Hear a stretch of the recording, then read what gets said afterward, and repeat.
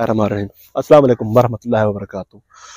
यार बात पता है कि आमतौर पे मैं प्रैक्टिकल जो होता है वो शेयर करता हूँ, जो मेरी ज़ात खुद कर चुकी होती है। ये मेरे ख्याल में पहला व्लॉग होगा।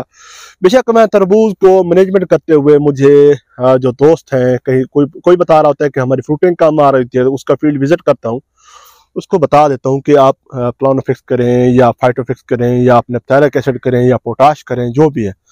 किसी का जो है ना, जो पोलिनेशन हो रही होती है, जो तरबूज का मसला होता है आमतौर पे पोलिनेशन के दौरान मसाइल, तो उसको मैं बता रहा हूँ। ये मेरा पहला मेरे ख्याल में व्लॉग होगा जो मैं ये पहला साल तरबूज मुझे तक फार्मिंग करते हुए 2008 से कर रहा हूँ।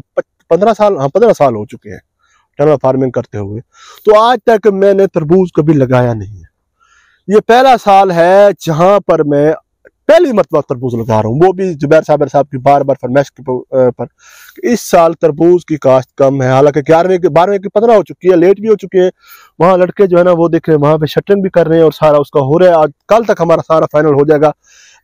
तकरीबन 3 से 4 या 5 एकड़ लगाऊंगा, अभी तक ज़हन में ये है, बाद में तब्दील भी हो सकता है। तो जो इब्तदाई इसकी मालूमात है वो मैं आपसे शेयर करना चाहता हूँ। तरबूज को जो है ना, जो सबसे ज़मीन की सिलेक्शन है वो आपने इसके लिए नर्म मेरा रकबा, अगर आप इसकी सिलेक्शन कर लेते हैं, ड्राई बेल्ट पे आमतौर पर यही करते हैं, तो इसको मुख्तलिफ तरीके से काश्त करते हैं। तो जहाँ तक जो मेरी इब्तदाई मालूमात है वो मैं आपको शेयर करना चाहता हूँ। इसकी पैदावार भी बतानी मैंने आपको इंशाल्लाह। और क्योंकि ये साल महसूस हो रहा है, ये हमारे अंदाजे हैं, सच झूठ खुदा को पता, कि तरबूज की काश्त पिछले सालों की निस्बत बहुत कम है, 50% कम है। साफ सी बात है कि डिमांड और सप्लाई का जो फर्क है ना, वो आ जाएगा और तरबूज का रेट काफी बेहतर हो जाएगा। तो आपने कोशिश करना है कि इसके लिए नर्म और मेरा रकबे का इंतखाब करना है। वहां पर आपने जो इसके 50 ग्राम वाले 6 पैकेट लगते हैं 1 एकड़ पे, 8 कनाल पे आपके 6 पैकेट लगते हैं। और जो एक खेल से दूसरी खेल का जो फासला है नर्म रकबे में कम से कम 10 फुट, और क्योंकि मेरा रकबा थोड़ा सा हार्ड है, मैं इसको 8 फुट पे कर रहा हूँ, और पौधे से पौधे का फासला इसका 18 इंच कर रहा हूँ। साथ ही उसके जो है ना सुराख वो 9 इंच पे निकाल रहा हूँ, सेंटर में उसकी काटन आ जाएगी अभी से ही। अब इसकी जो है ना जो इसकी पैदावार है सीधा, क्योंकि आप बेसब्र हो रहे होंगे, नए काश्तकार हैं, सीधा पूछते हैं कि रात को सोए सुबह अरबपति बन जाए। तो मैं आपको पैदावार अभी 400 से लेकर 600 मन फी एकड़ तक पैदावार इसकी आ सकती है, जो बहुत अच्छे फील्ड है। हजारों में एक 800 मन तक जाता है, 800 मन फी एकड़ पैदावार आ जाती है। अब इसका जो रेट है वो 3000 मन भी बिकता है शुरू में, बाद में 200 मन भी बिक रहा होता है। तो इसको जमा नफी इसका कर लें। एकड़ की खेलें जो निकलती हैं वो 16, 14 से लेकर 20 तक, अगर आप 8 फुट पे निकाल रहे हैं, कम से कम फासला जो है ना इसका 8 फुट जरूर होना चाहिए। क्योंकि जैसे ही हम ओपन करेंगे, ओपन करने से पहले यहाँ पर रूटर चलाना है, रूटर की जगह नहीं होगी तो फिर क्या करेंगे। अब इस पे जो सरिया होता है वो कुछ लोग 6 फुट लगाते हैं, छोटी भी लगा लेते हैं, कुछ 6 फुट लगाते हैं, कुछ 8 फुट लगाते हैं। हम इसको लगा रहे हैं 10 फुट, क्योंकि ये सरिया फिर हमने मुख्तलिफ फसलों पे इस्तेमाल कर जाना है, कॉमन इस्तेमाल करना है। कोई मसला नहीं, शॉपर का मसला है ना, थोड़ा सा बढ़ जाएगा, 20 किलो बढ़ जाएगा। फिर हमें 8 फुट से 10 फुट किस तरह करेंगे इसको। तो हम इसको जो सरिया लगा रहे हैं वो 10 फुट वाला सरिया लगा रहे हैं, और शॉपर भी इस पे 10 फुट वाला लगा रहे हैं।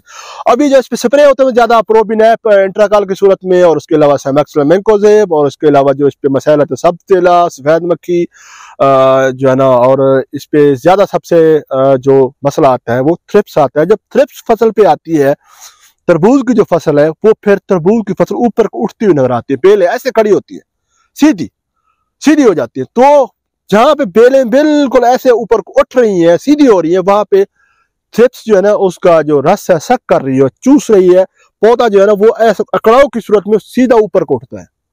तो वहां पर आप जो है ना स्प्रे आप मुख्तलिफ कर रहे हो, सेपेंटोरियम की सूरत में, क्लोरोफिनेपेर की सूरत में, और इसके अलावा अगर अमीडा और एसीफेट का जो है वो थोड़ा हार्ड जरूर है, जब अमीडा और एसीफेट आप मिल जाते हैं थोड़ा सॉफ्ट हो जाता है, तो उसकी सूरत में आप स्प्रे करते हैं।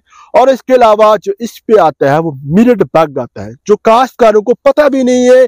मैं दावे से कहता हूं कि 100 में से 90 काश्तकारों को पता भी नहीं होगा कि मिलेट बग को किस तरह कंट्रोल करना है। कुछ लोग तो ये पहले मरतबा नाम सुन रहे होंगे। मिलेट बग की खूबी और खामी क्या है मैं आपको ये बताता हूँ। ये जो पोलिनेशन की जगह होती है तरबूज की, जहां से वो क्रॉसिंग करता है, पोलिनेशन करता है, वहां से उसकी जो मादा फल होता है, उसकी जो ओवरी होती है, जो उसकी बच्चादानी कह लें यार, उसको खा रहा होता है, तो भाई मेरे जब वो खा देगा तो पोलिनेशन की क्या होगी। खास तौर पे जब बारिश होती है, बारिश के फौरन बाद इसको बड़ा मौसम सर्वाइवेबल मिल जाता है। फ्रूट फ्लाई जो नुकसान करती है, साथ में जो है ना इसके, अब इसका मैं आपको स्प्रे कॉमन बड़ा बताऊंगा और बड़ा आसान सा स्प्रे बताऊंगा मिल्ड बग के लिए। वो जो है ना इसकी ओवरी को खा रही होती है, तो आपके तरबूज बहुत कम लग रहे होते हैं। तो आपने इसको बेल को शुरू में बढ़ाना नहीं है, बाद में भगाना नहीं है।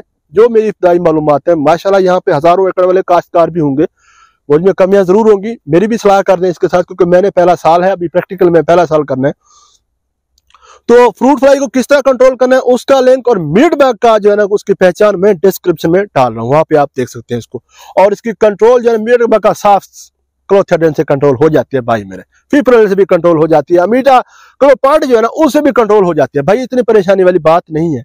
वन टेलन फार्मिंग टिप्स आपको हल भी बताते हैं बड़े सादा से। अब क्लोथियोडेन का जब आप स्प्रे कर रहे होते हैं, वो फ्रूट फ्लाई को भी कंट्रोल कर रहा होता है, वो मिल्ड बग को भी कंट्रोल कर रहा होता है, वो हल्की फुल्की सुंडे भी कंट्रोल कर रहा होता है, कोई इतना महंगा भी नहीं है, मुख्तलिफ नामों से मुख्तलिफ मिल जाता है। क्लोथियोडेन जो है ना आपको ट्रंक के नाम से मिल रहा है, और भी मुख्तलिफ नाम है, सीडो के नाम से आपको मार्केट से 4, 5, 6, 700 रुपए का मिल जाता है। वो आपको जो है ना 100 लीटर पानी में आपने उसको करवा देना है, तो ये चीज इसमें परेशान होने की जरूरत नहीं है। थोड़ा सा टेक्निकल तरीके से आप फार्मिंग करें, थोड़े से टेक्निकल तरीके से। अब यहाँ पे जो बड़ा मसला है, क्योंकि अभी ठंड है, तो चूहे साहब जो है ना आते हैं, वो बड़ा नुकसान करते हैं।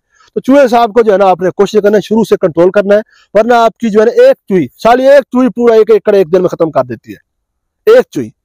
तो जो है ना आपने जिंक फास्फेट, ये मुफ्त चूहे मार दवाइयों को थोड़ा थोड़ा आपने लगा देना है। अगर वहां नहीं कर सकते तो आपका जो फील्ड है, वहां से आपके जो खाले बनने हैं, जहां से पानी है, वाटर चैनल है, वहां से आप इसको मकई के ऊपर या इसके ऊपर आलू के ऊपर थोड़ा सा लगा कर बखेर दे। अगर नहीं मरेगी ना, उसका पेट भर जाएगा, वो इधर आने का नहीं सोचेगी, क्योंकि जब बीज निकल रहा होता है उसकी एक खुशबू होती है। अल्लाह पाक ने हर चीज को जो है ना एक अकल दी है, तो हर किसी को पेट भरना है। जब इसमें बीज निकल रहा होता है तो इसकी जो खुशबू है वो चूहे तक पहुंच रही होती है, और चूहा जो है ना इसको फिर जो है ना दाखिल होता है, वो तरतीब से खाता है, एक मुकम्मल का फिर दूसरे में आ जाता है, दूसरे में मुकम्मल फिर तीसरे में आ जाता है। वो 1 घंटे में जो है ना एक चूही छोटी सी आपको पूरे एकड़ का बीज कबाड़ करके रख देगी। सर्दी है, ठंड है, क्योंकि इसको काफी टाइम चाहिए होगा, तो हमने जो है ना मकई ले लेनी है, 1-2 किलो बॉयल करनी है, उसके ऊपर थोड़ी डाल के खाले बनने के साथ थोड़ी थोड़ी बखेर देनी है। लेकिन ये आपने ख्याल करना है कि इसको दूसरे जानवर खा रहे हैं, वो भी नुकसान पहुंचा रहे हैं। तो इसका तरीकाकार ये है, वहां करनी है ठीक नहीं, इतना सी थोड़ी सी यहाँ सरे में डाल दें और दूसरी जगह वहां सरे में डाल दें। अगर मुर्गियां हैं तो वो अंदर तो नहीं दाखिल होंगी, या आपके कोई पालतू जानवर है, कोई बकरियां हैं, वैसे तो फील्ड में नहीं आने चाहिए। अगर बाई चांस आ भी जाते हैं, खाएंगे तो उनको भी डिस्टर्बेंस होगी। इसके अलावा इसको जो है ना आप मकई को जब बॉयल करके डालेंगे तो आपके पालतू जानवर कुत्ते हो गए, रखवाली के रखे हुए, वो भी इसको नुकसान खाएंगे, वो भी मर जाएंगे उससे भी आपने बड़ी एहतियात करनी है। और इसके अलावा जो से उसको भी आप जिंक फास्फेट जब लगाकर डालेंगे तो वो भी यहां से कंट्रोल हो रही होती है।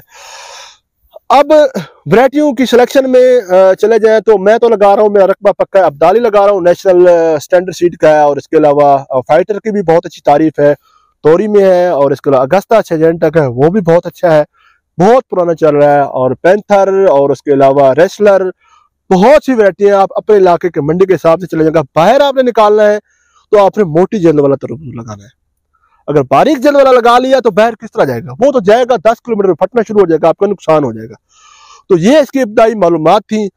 ये जो है ना, ये मेरा ब्लॉग सीखने और सिखाने का है। मैंने आपको यहाँ पे कुछ जो मेरे पास मालूमात बता दी है आपको, जो आपके मैंने जो कमेंट में आप बता सकते हैं। कुछ चीजें फिर इंशाल्लाह बाद में बताते जाएंगे इंशाल्लाह। तो अल्लाह पाक सबका और हमारा जो है ना रिस्क में इजाफा फरमाए और हम नासिर हो। अपना दोस्तों ख्याल रखिए। अल्लाह हाफिज़।